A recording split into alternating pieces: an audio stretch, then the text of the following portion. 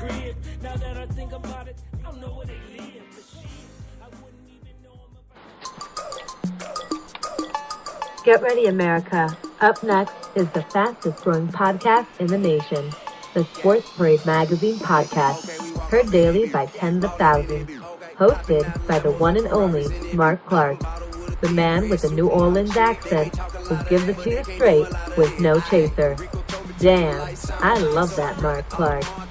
Give him a call, 713-553-6370. Email him, markclark@sportsparademagazine.com, or follow him on Twitter at Mark's Words or at SportsParadeMag. Or listen via any phone. Simply dial 619-550-0516 and at the prompt number 4. There's no better way to advertise or hit your target market than with the Sports Parade Magazine Daily Podcast. Call 713-553-6370 for rates. And now, without further ado, the man, my main man, he's a bad man, Mark Clark. Woo-wee! I'm still trying to recover from that game last night, y'all. Still trying to recover from that game. And you know that New Orleans voice, you heard the intro. That's right, baby. Mark Clark with the Sports Parade Magazine podcast, America's fastest growing podcast, sports podcast. And let me just say, whew, that game did me in.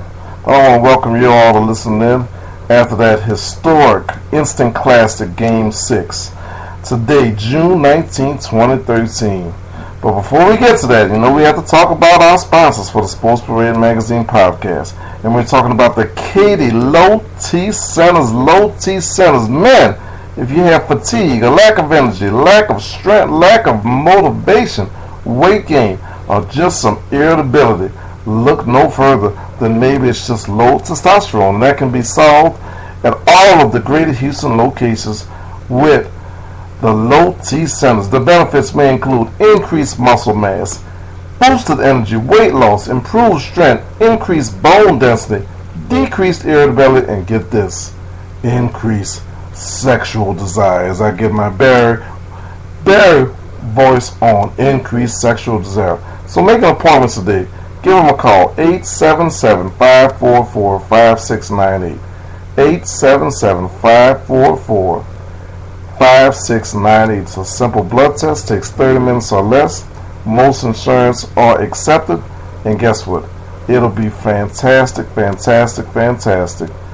You will be covered, and maybe you'll get some of the great benefits of Low T Testosterone Center. So give them a call, 877-544-5698. Or if you want to go online, you feel better with doing that, go to the lowtcenter.com. lowtcenter.com. Back to the broadcast. What can I say? So much hatred and vitriol towards not really the Miami Heat. A lot of it is just directed at LeBron James.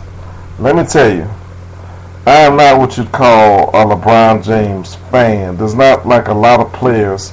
Since I've been involved in sports my entire life, I've been around sports. I've been around all different aspects of it, whether it be football, golf, basketball, of course, college sports, high school sports. So other than my St. Augustine Purple Knights, my high school in New Orleans, my alma mater, there's not anybody that I can say that I bleed for. I bleed for my New Orleans Saints, but I'm not one of those type of fans that an individual player is just like I ride or die and live on everything that they do. With that said, I have never seen a player of the stature of LeBron James receive so much disrespect, so much hatred. But before we get in that, let's just get into this game. You know, as everyone knows, you can follow me on Twitter at Mark's Word and at Sports Parade Mag. And I was tweeting, I was Facebooking simultaneously. I shocked myself when I looked and saw I have over 3,000 tweets already. So anyone wants to follow me at Mark's Word or at Sports Parade Mag. And let me just say this game was an instant classic from the jump ball. Both teams came out, it's just like boom, boom, boom, running up and down the court, hitting shots, high scoring. It wasn't one of these affairs where people are nervous. It's low scoring in the first quarter. They barely get out of the 20s. No, it was none of that. This game, it was two gunslingers and they were coming at each other. They were coming at each other hard. There was no mixing metaphors. There was no tentativeness. This was a battle for the ages, a clash of the titans. You had the defending champ, even though they're considered upstarts in the Miami Heat, the Evil Empire, against the big fundamental, Tim Duncan, Hall of Famer coach Popovich, and that whole nucleus and core of San Antonio with Parker and Ginobili, and that core that keeps reloading around them with younger players like Danny Green and Kawhi Leonard, and that core that has won four titles in that big three career at San Antonio. So, it was just a clash of the titans. It was just tremendous. This wasn't a case where you had one team that was so superior and they were going up against a team that really hadn't done anything. Now, if you want to knock Jordan, you can knock Jordan's Bulls and the titles that he won, because a lot of times it was against teams that really had no business being in the finals, but it was what it was at that time. He played the competition and the teams and won the titles with what they had. This was, if this goes down the way I think it will, with the Heat eventually winning tomorrow night, this was a hard-fought and a hard-earned victory, and nothing can be taken away from it. Now, before we get started and go any deeper, a lot of people are going to say, oh, well, the referees. Well, you can point to the referees botching not only this series but the playoffs.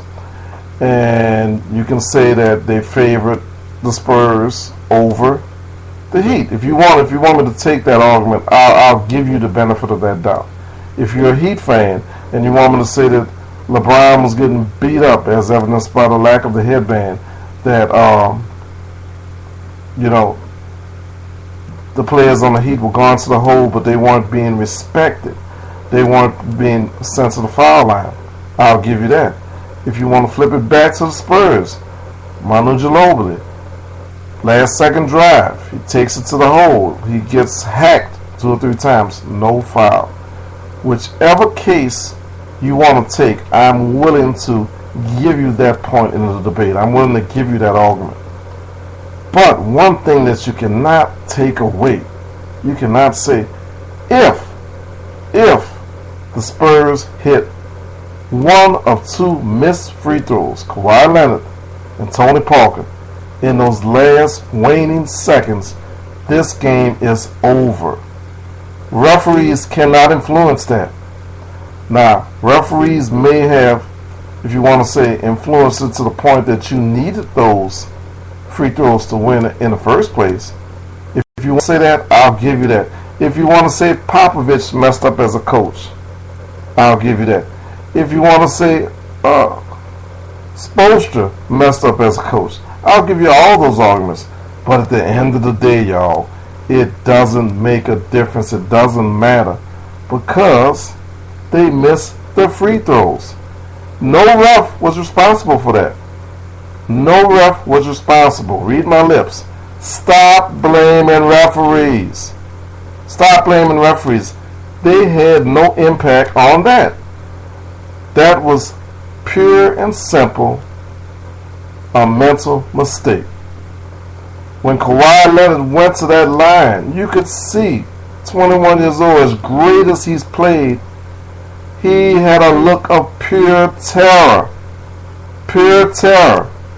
And if you notice, they normally, when they're at the free throw line, people are high-fiving, all the teammates come up, they give him a little pat on the hand. There was none of that. They stayed away from this kid. He was on an island by himself in Miami with the screaming fans. He missed it. He missed it. Tony Parker, blame it on fatigue, because we know he's battle tested. We know that. We know he's a champion. Blame it on fatigue for him missing one of them. Blame it on just a momentary lack of mental focus on missing it. Blame it on the hamstring. Whatever you choose to do, if Leonard or Parker make one of those free throws, it does not make a difference that LeBron James hits a three and Ray Allen hits a three, because the game is over. It does not make a difference that Danny Green's last second three was blocked by Chris Bosh. It made no difference, because at the end of the day, it would have been over. It would have been done. It would have been done. So you can't blame the referees for that.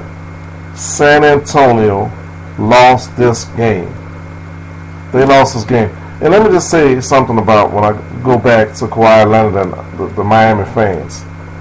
The Miami fans, not all of them, before I get all these evil texts and tweets and I have to delete people like I've had to do. Miami fans, not all of them, but a lot of them are bandwagon jumpers. This is not New Orleans Saints fans, or this is not Falcon fans, or this is not Knick fans that no matter what the record is, they go ride or die with their team. They were pouring out of the arena, pouring out in droves when the Spurs had a 5-point lead with seconds left, with a minute left. They were pouring out.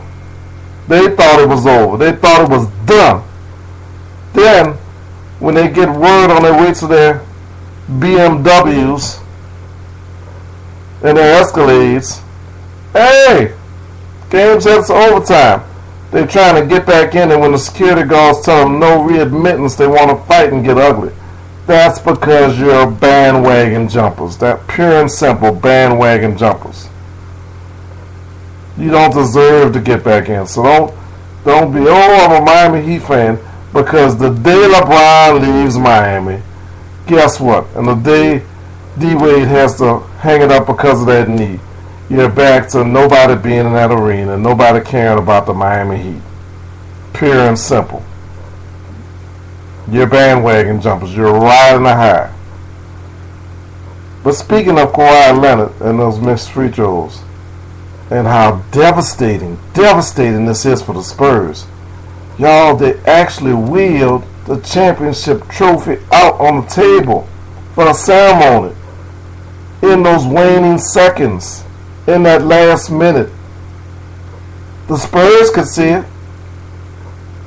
The Heat could see it. They roped off the court. Everyone was expecting, rightly so, that the Spurs won. Everybody. But at the end of the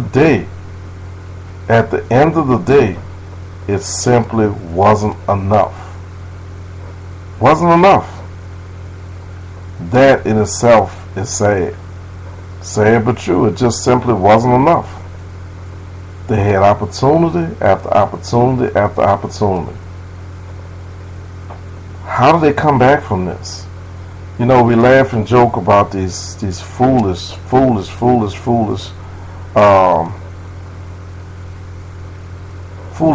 reporters. They get in there and they ask these crazy questions of Pop. How do you come back? How do you show up for Game 7? Paraphrasing, but how do you show up for Game 7? How do you show up? You know, and Pop, you know, he's aggravated, he's emotional, he's pissed off, and he says, you know, how do we do it?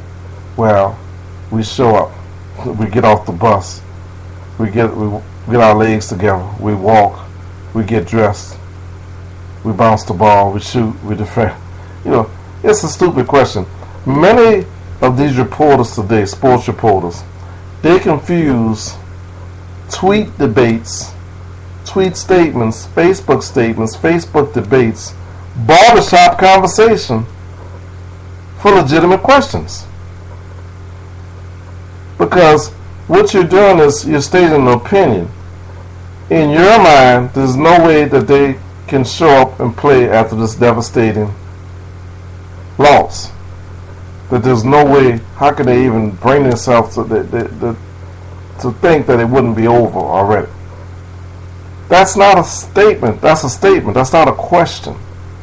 A question would be, how did you leave Manu Ginobili in with 8 turnovers and 0 production on the defense and the offensive side? Instead of thinking about replacing him with a younger player off the bench. What played into that decision? Now, Pop and most of the NBA coaches or any kind of coach, they're not going to answer you. They're not going to answer you. But that's a legitimate question. But all this foolishness, it's just like a circus.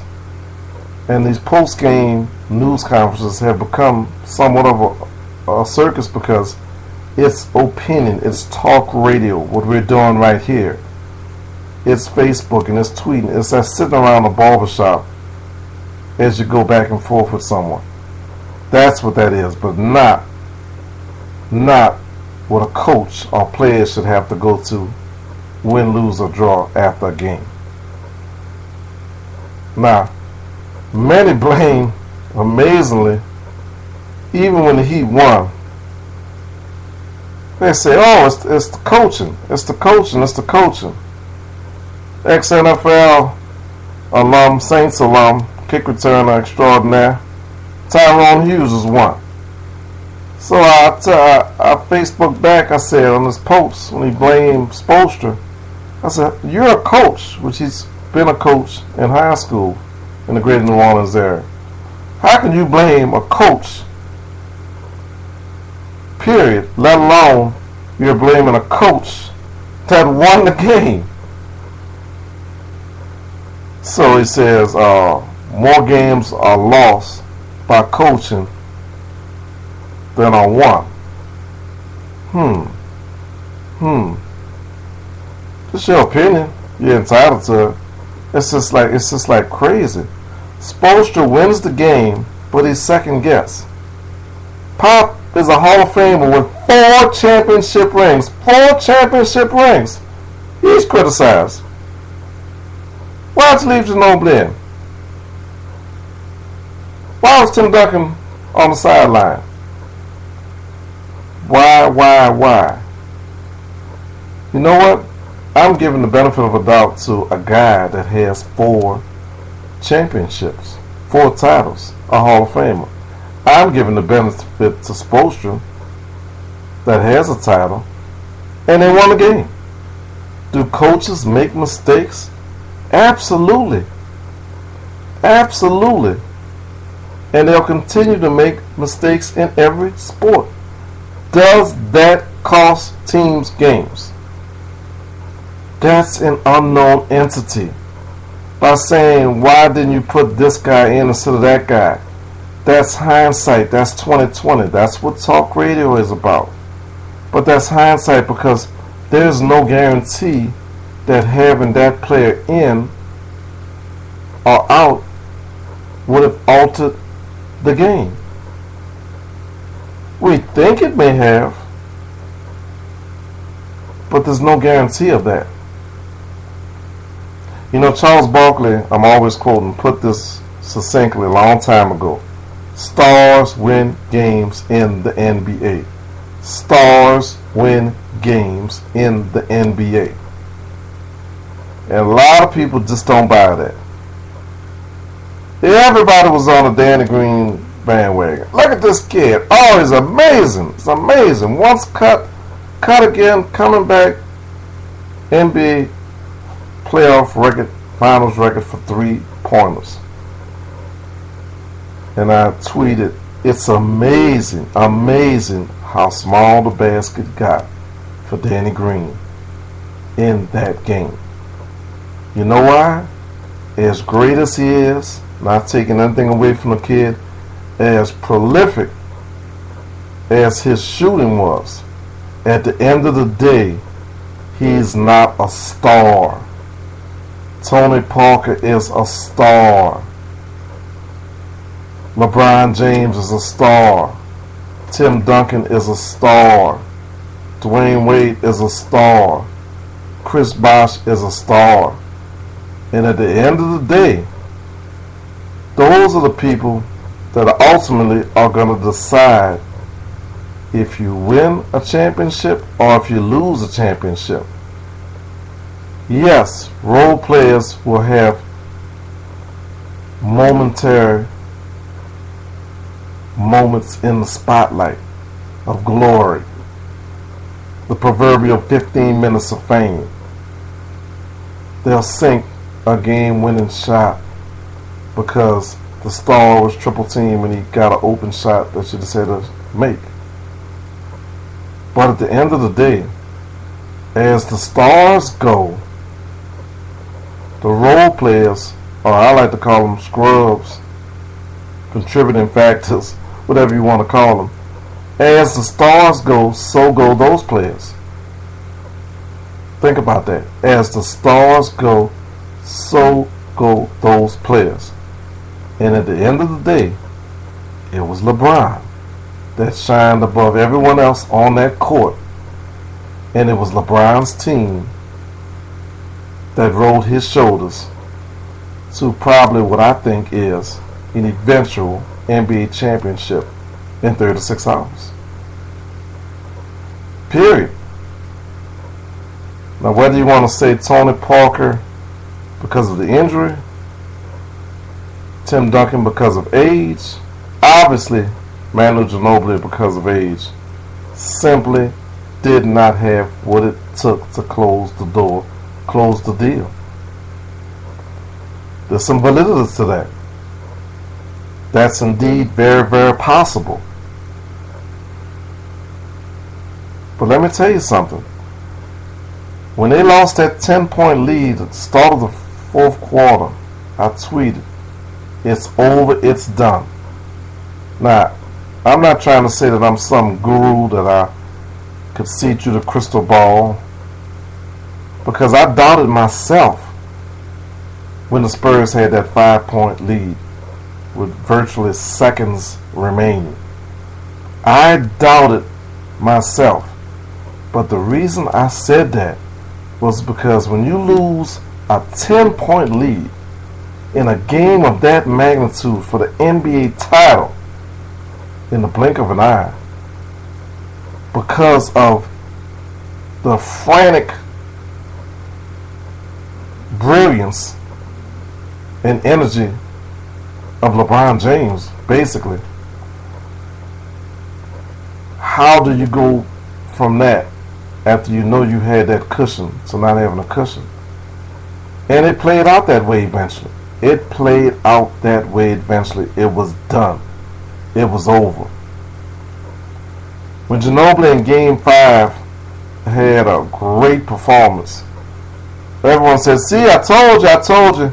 I said, and I said before, he's done. He's spent. Not just as an elite athlete, but as any kind of NBA athlete. This is it. Win, lose, or draw, which I think is going to be a loss. He'll go down as a great NBA player, even a better international player. And if you combine the two, borderline Hall of Fame, the international career and the NBA career. But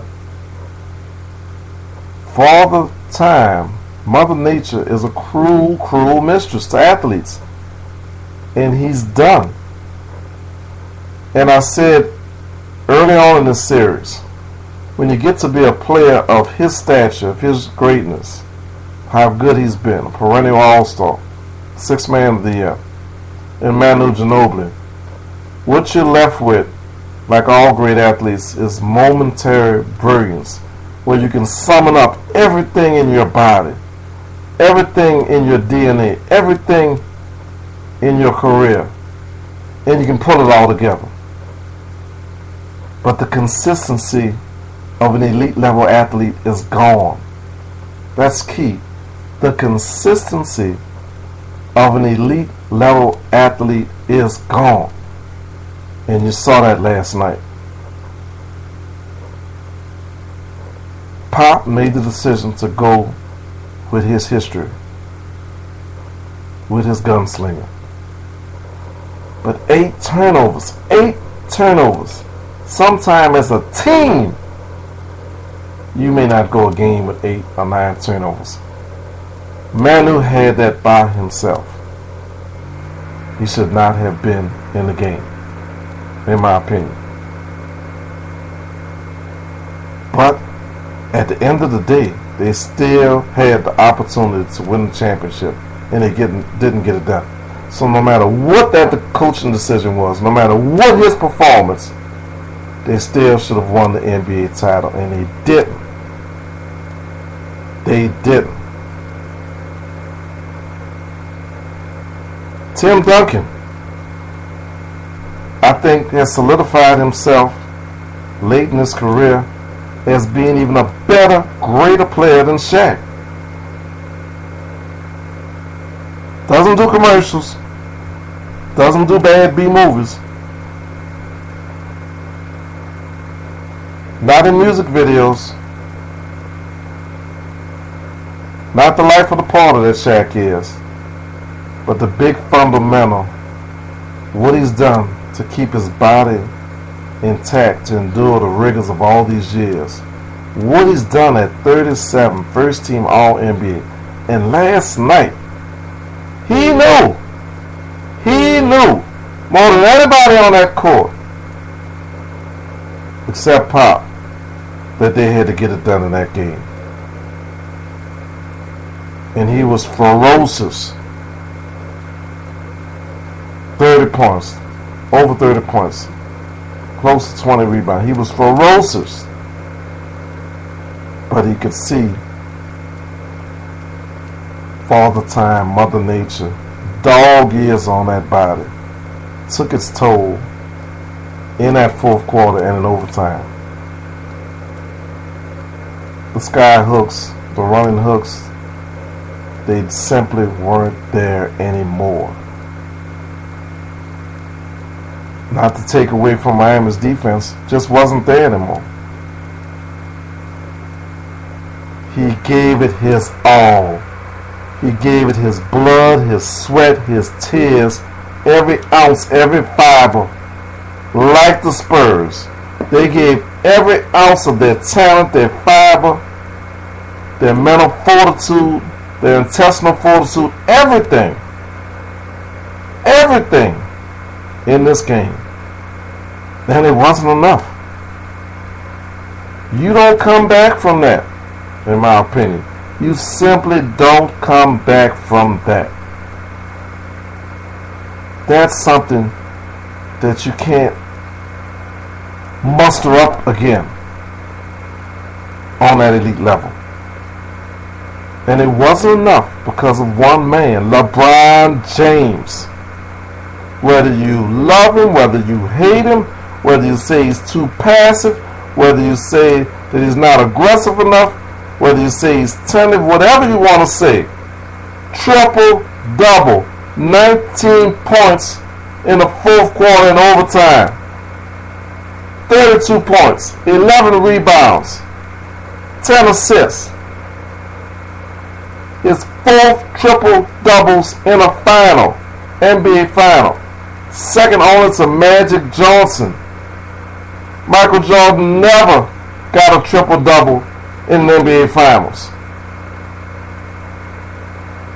And when you look at the list of people that have done it, all Hall of Famers, that's the class at 28 years of age, because he doesn't turn 29 to December. 28! And you got people saying, he's trash. He's not that good. Had some fools on satellite radio 2 days ago said, he's just a stat stuffer.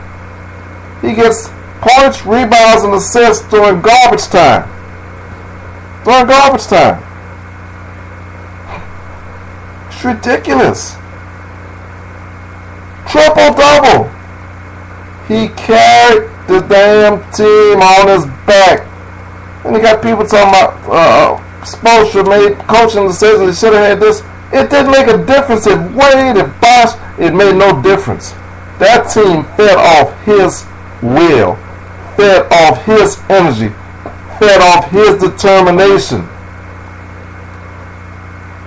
He's the reason that they're going to win an NBA title back to back.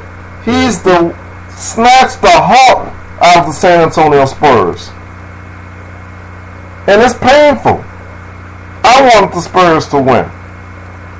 It's painful. If you're a deep, long-term fan of the Spurs, it's painful to be that close. It's painful to see that trophy on that table rolled out there. To know that the water on the floor of the locker room with some bottles and crates of champagne that were brought in, that rope lining the court when Kawhi Leonard missed that free throw was for a championship celebration. It's painful. But what makes him, along with Michael Jordan, as the greatest players ever, is he snatched the heart right out of their chest. He took everything they had and he said, you know what? It's not enough because I have more. Because I'm that special. I'm that special. And they say he doesn't have the killer instinct of Jordan. Well, you know what? Maybe he doesn't. They say that he hasn't played well in that game or in the finals. Well, I'll be damned. If he hasn't played that well and he's still in his prime, you better look out. Like Ocho Cinco said, get your popcorn ready. Because you ain't seen nothing yet. What does he have to do? Does he have to get 50, 50, and 50? For you to say, hey, damn good. What does he have to do? It's ridiculous. It's ridiculous. I've never seen a superstar of his magnitude be treated so disrespectfully. Hated. Why is he hated? You don't see him on the police blotters.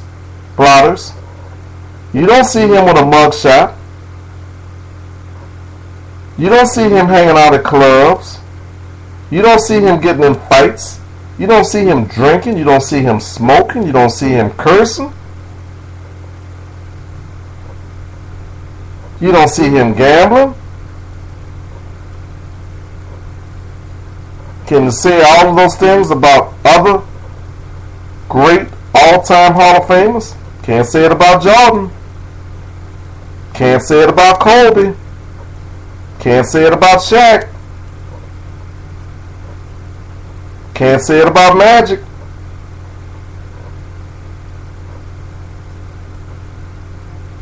He's been a perfect epitome of a gentleman and a teammate.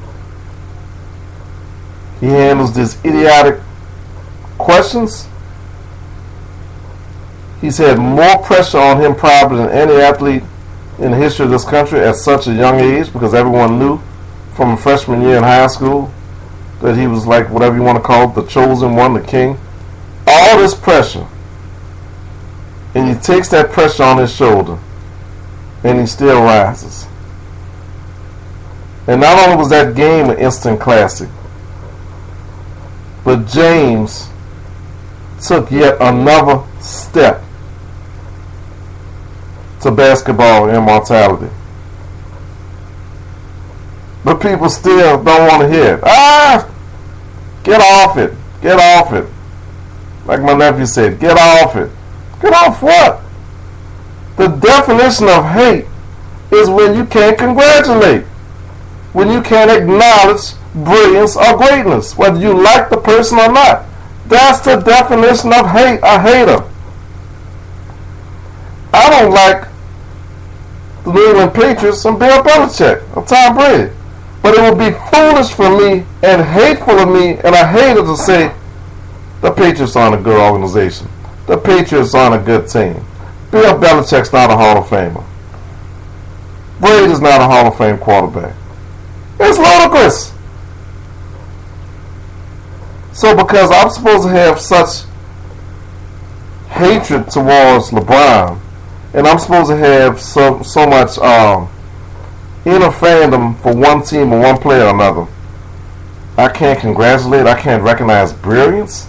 Come on, man. You're seeing in front of you brilliance.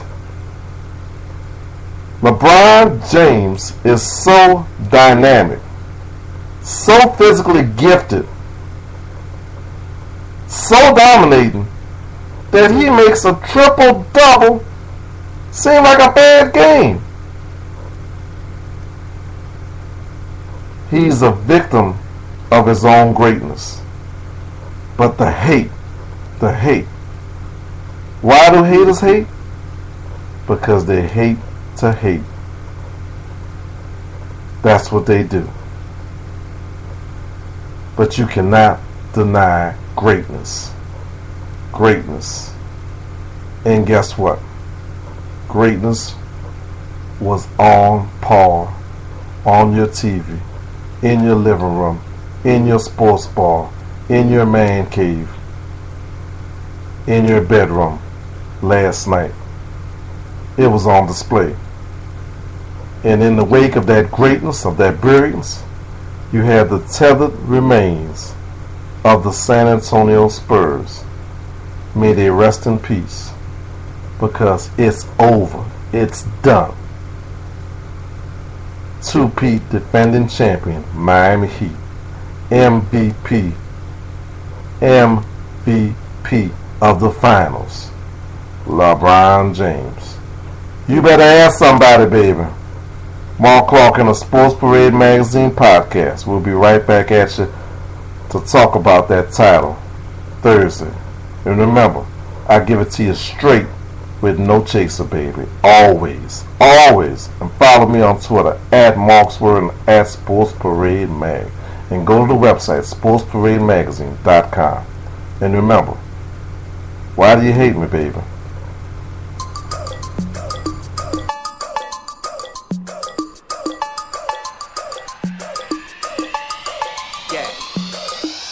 Okay, we walk off in it, beat. Ballin' in it, beat. Okay, hopping out of Lambos and Ferraris in it, beat. Poppin' bottle with a thick red supermodel chick. They may talk a lot of that, but they can't do a lot of it. Aye, Rico told me turn the lights on, so I grabbed the Audemars, threw the ice on. I'm a big dog, got a pissed off. A lot of rappers out, but ain't none near raw. They like, hey, look at T.I. Ballin' in the V.I. Bunch of bad raw with them looking like a Leo. We just pull up, hop out, go in, show out. Buy the whole bar, pop bottles, go hard, this club so packed. These girls so drunk, this club so packed. These girls so drunk, this club so packed. These girls so drunk. I got a bottle, got my money and I start bow.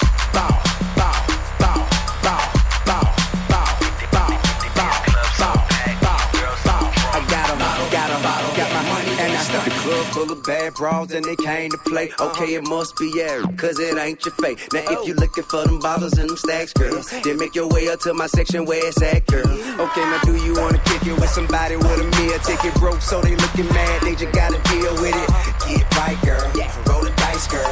You ain't gotta be ashamed cause you like, girl. But every day I strip behind the wall, I do a big ride, fly, stun, shining ball. I got a bunch of money, so come and get it from me, and a bucket full of bottles, bust it open if you want it. This club so packed. These girls so drunk, this club so packed. These girls so drunk, this club so packed. These girls so drunk. I got a bottle, got my money and I start bow.